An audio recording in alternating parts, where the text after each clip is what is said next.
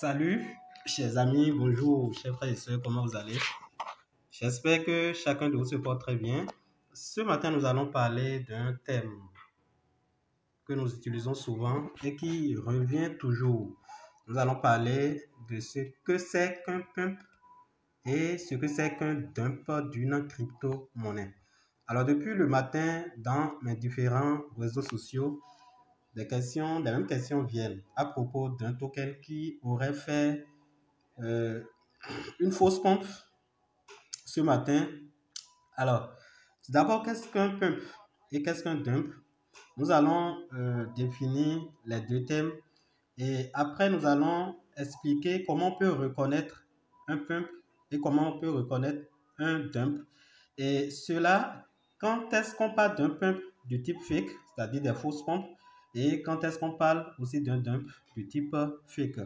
Alors, si vous n'êtes pas encore dans nos différentes communautés, en l'occurrence, vous abonnez d'abord à notre chaîne YouTube, je vous invite à le faire. Abonnez-vous à cette chaîne, activez la cloche de notification pour recevoir des notifications à chaque fois qu'une vidéo comme celle-là seront postées. Vous pouvez aussi entrer dans nos différents réseaux sociaux dont je laisserai les liens en description de cette vidéo. Alors, qu'est-ce qu'un pump? Le pump d'une crypto-monnaie, c'est quoi? En réalité, les crypto-monnaies sont volatiles et cette dernière peut prendre de la valeur à la hausse comme à la baisse. Lorsqu'une crypto-monnaie monte en valeur, on dit qu'il y a eu un pump.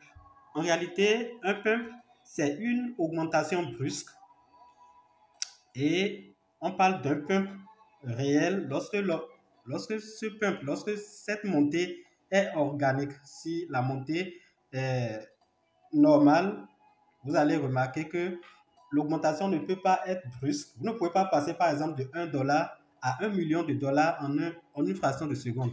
Mais lorsque il s'agit d'un pump de type fake, l'augmentation est brusque.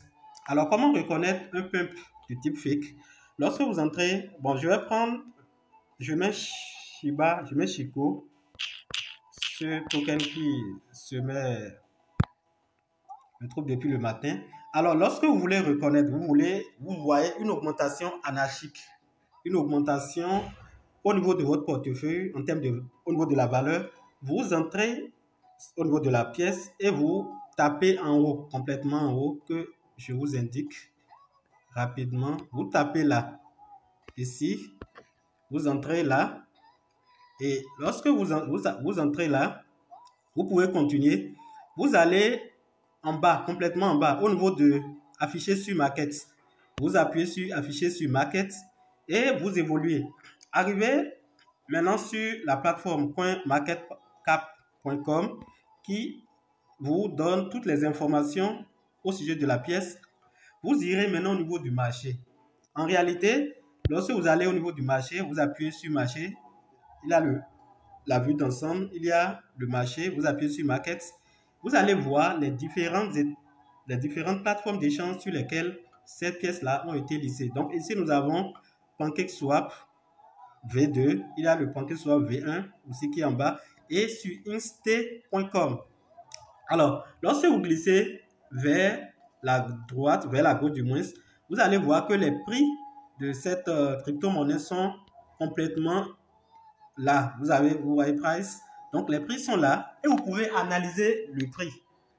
En réalité, l'augmentation brusque est souvent due, si c'est un pump du type fake, est souvent due à un dysfonctionnement. Et ce dysfonctionnement, c'est au niveau du spread. Le spread, c'est quoi? C'est la différence entre le meilleur prix d'achat et le meilleur prix de vente au niveau des plateformes d'échange centralisés. Lorsque vous allez sur les échangeurs centralisés, les choses ne se passent pas comme au niveau des échangeurs décentralisés, PancakeSwap, Uniswap et autres.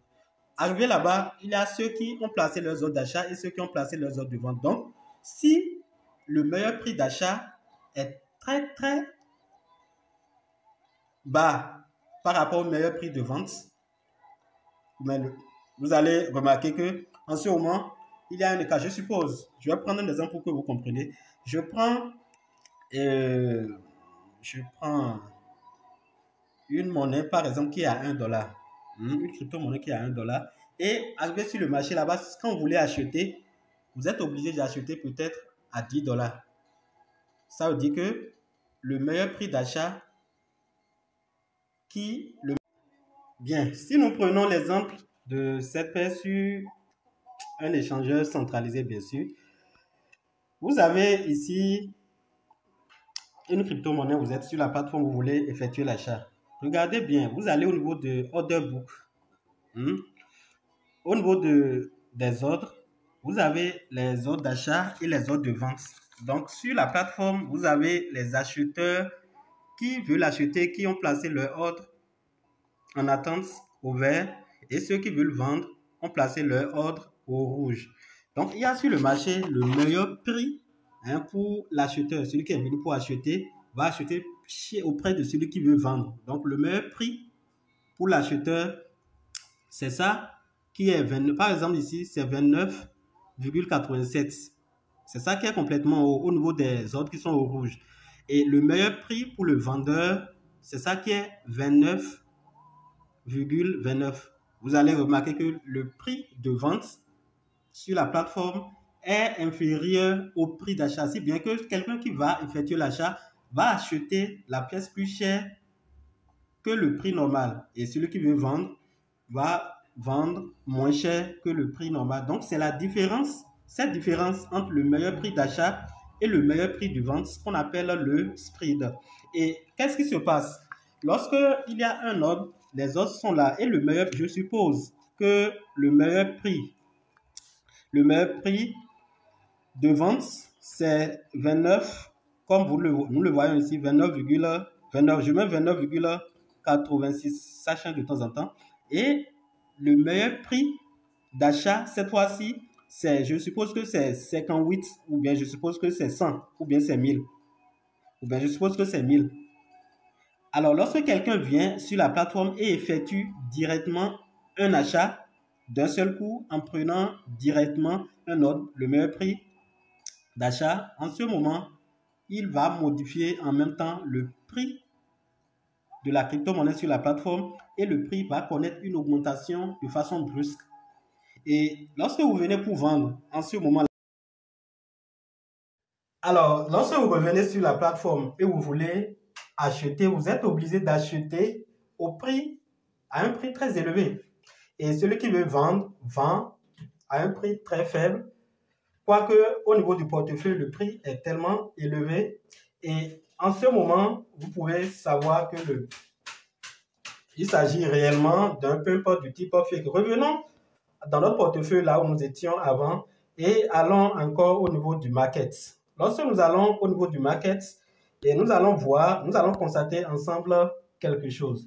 Au niveau des trois marchés où les échanges s'effectuent au niveau de cette crypto-monnaie, vous allez constater qu'il y a trois plateformes d'échange, deux plateformes centralisées, PancakeSwap, il y a le V1 et le V2.